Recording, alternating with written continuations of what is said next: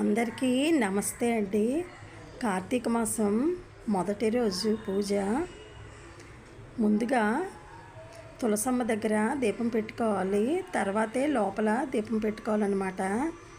తులసమ్మ దగ్గర దీపం ఎలా పెట్టుకోవాలంటే, ప్లేట్లో నీళ్లు పోసి ఆ నీటిలోని ప్రమిద మీద ఉంచి ఆ ప్రమిదలకి పసుపు రాసి కుంకుమ బొట్లు పెట్టి అది నీటిలోని ఆ ప్రమిద నుంచి అందులో 3 ఒత్తులు వేయాలండి.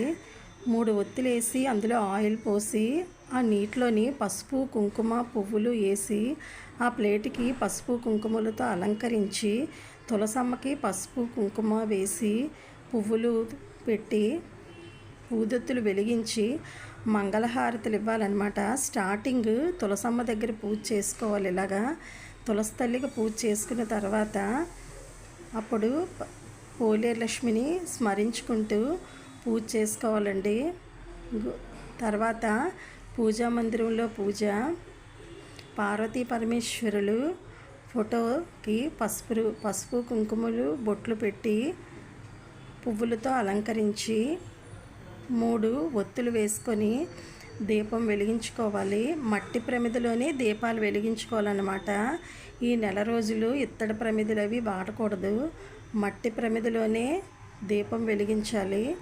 3 ఒత్తులు వేసుకొని ఏదైనా నైవేద్యం పెట్టుకొని శివుడిది అష్టోత్తరం చదువుకొని ఈ నెల రోజులు కూడా ప్రతిరోజు శివుడిది అష్టోత్తరం చదువుకుంటే మంచిదండి. ఈ నెల రోజులు కూడా విష్ణువుని శివుణ్ణి కొలవాలన్నమాట.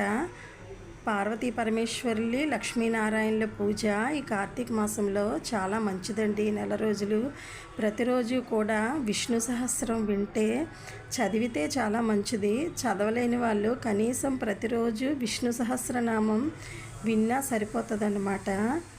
ఇలా ప్రతిరోజు కూడా ఉదయమే లెగిసి చన్నీటి స్నానం చేసి శివుడిని ఇలా పూజించుకొని తులసమ్మ దగ్గర దీపం పెట్టుకొని తర్వాత శివుడి దగ్గర దీపం పెట్టుకొని తర్వాత కనిపించే సూర్యభగవానుడు ప్రత్యక్ష దైవం సూర్యభగవానుడు.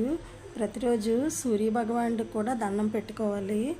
అలా తులసమ్మకి దండం పెట్టుకున్నప్పుడు తర్వాత సూర్యభగవానుడికి కూడా దండం పెట్టుకుంటూ ఉంటే చాలా మంచిదండి. ఈ శివుడికి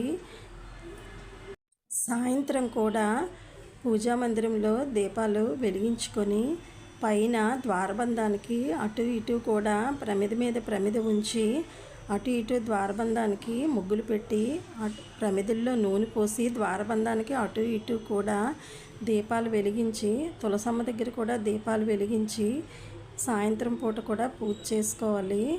ఇలా ఉదయం సాయంత్రం కార్తీక మాసంలో పూజ నిత్య దీపారాధన చాలా మంచిదన్నమాట. మంచి పుణ్యకాలము ఈ నెల రోజులు కూడా.